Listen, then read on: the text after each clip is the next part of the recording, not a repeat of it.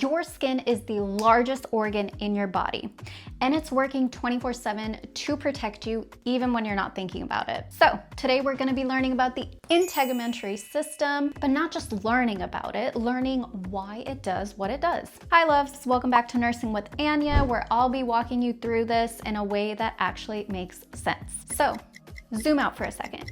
Your body is constantly exposed to the outside world, where it deals with what? Bacteria, fungi, viruses, physical injury. So your body had to solve one big problem. How do we protect everything inside while still interacting with the outside world? Well, the solution is your integumentary system. We're gonna think of it like a city's outside defense and then inner control systems. So you have a protective barrier, a temperature control system, and a sensory system. And this is our little city.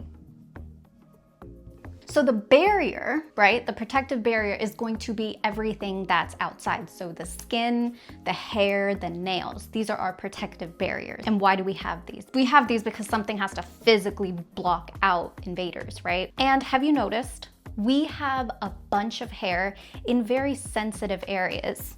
Our genitals, our head, armpits, etc. We have a more dense amount of hair in those because we have to have extra protection around our more sensitive areas. And then we have your glands, which regulate and maintain balance. And that's because your body needs to stay stable internally, right? So you've heard of what your sweat glands, your oil glands, your eyes, when your eyes get really dry, our meibomian glands are not maybe producing enough oil or it's too thick. So these are things that help lube us up, basically. But if this system fails, we can have temperature issues, fluid loss, maybe infections. So we want to make sure everything in our integumentary system is working well. Let's zoom into the skin now. So the skin itself is a multi-layered organ. And it's multi-layered because one tiny little layer would not be enough to do all the things we mentioned. Temperature control, physical blocking out of invaders,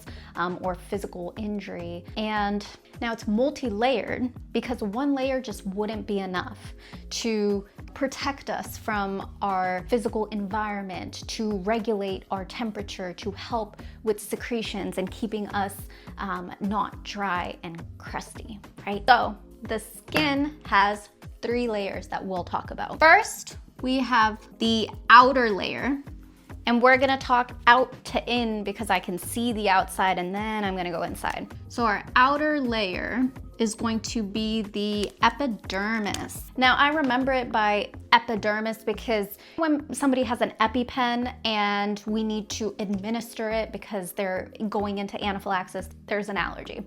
What do we do with the pen? We stab them, right, on the outside layer of skin. Technically it's subcutaneous and it goes down, but remember, EpiPen stab outside, outer layer. So this is our protective barrier. So it's gonna protect against bacteria, injury, and water loss. Against bacteria, injury, and water loss. And this is also where we have melanocytes.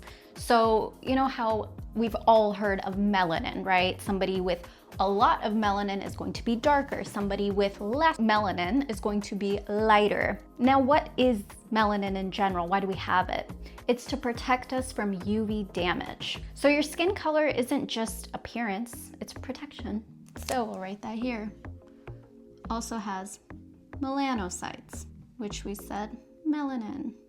Produces melanin. So next layer, that's the outer layer, the epidermis, we're going to have the takeout epidermis. Next is dermis. So this is our functional section or layer of the skin. And when I say functional, it includes things like your blood vessels, nerves, sweat glands, oil glands, and your hair follicles. This is where you'll find blood vessels, nerves, oil/sweat glands, and hair follicles. And again, like I said, everything has a function, right? Blood vessels, they can help dilate or constrict, which can help us with regulating body temperature. Your nerves, feeling things, right?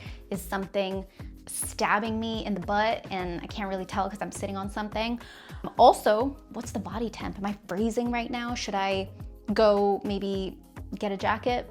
And then oil and sweat glands, like we talked about, we need lubrication. Our skin can dry, crack, and then be more prone to what?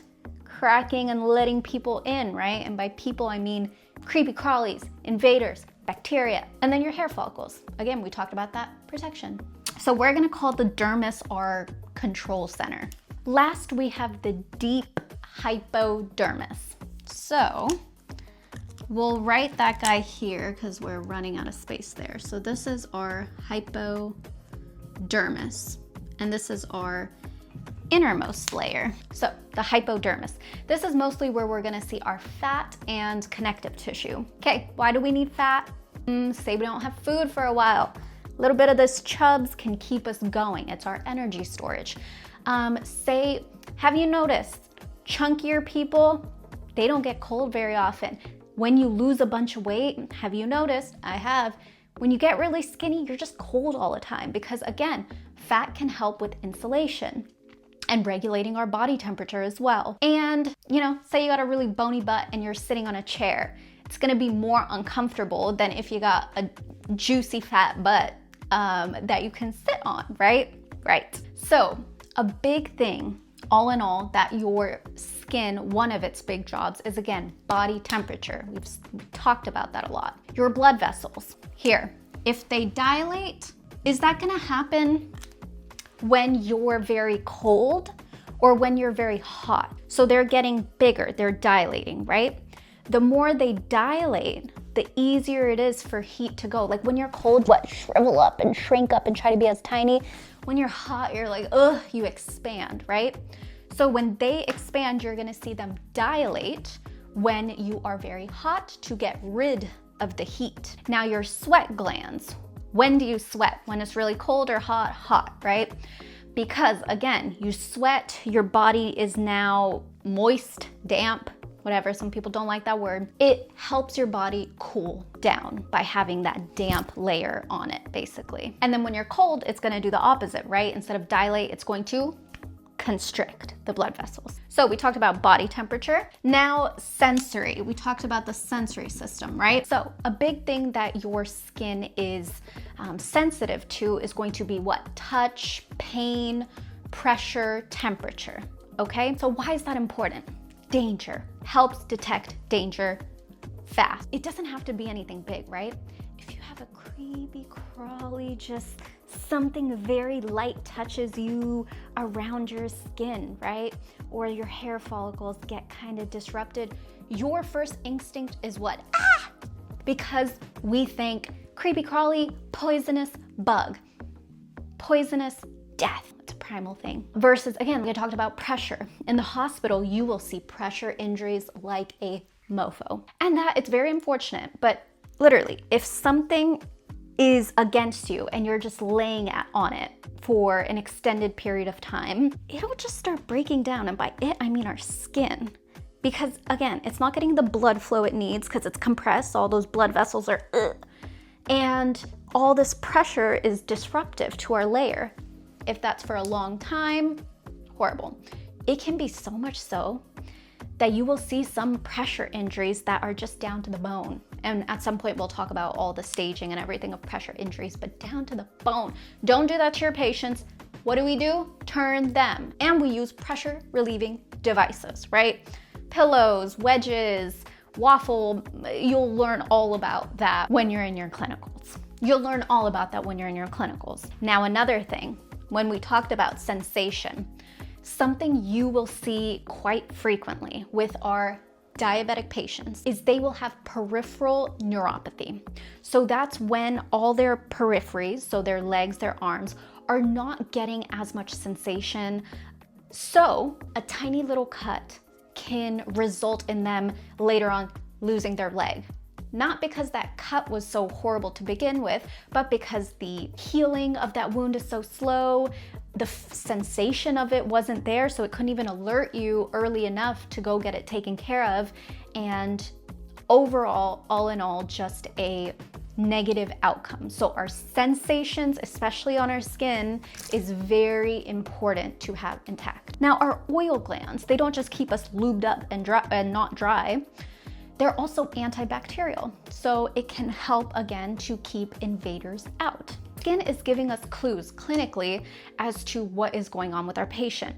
If they come in, they're cyanotic, they're blue everywhere, we know, ooh, probably some low oxygen, right? Next, if someone looks really yellow, then they're most likely in liver failure, especially their eyes. If you can see them, they most likely have jaundice. If their skin is super pale, and this is a little sign that you can check for yourself as well, where you pull down your lids, and if they are not as pink and red as they should be, you most likely / may have anemia.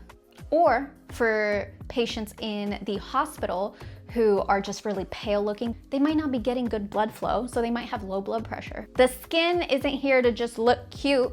It's here to protect us, to give us signals of what is going on in our environment, how we are reacting to our environment, and also to give us information to help your body regulate itself. All right, so that was our mini session on the integumentary system. If this helped make sense, follow along. I will be posting basically everything I can over nursing content from here on forward to hopefully help you guys make sense of these things that can sometimes seem really daunting. It's not. You're smart. You're capable. Let's go. Bye, guys.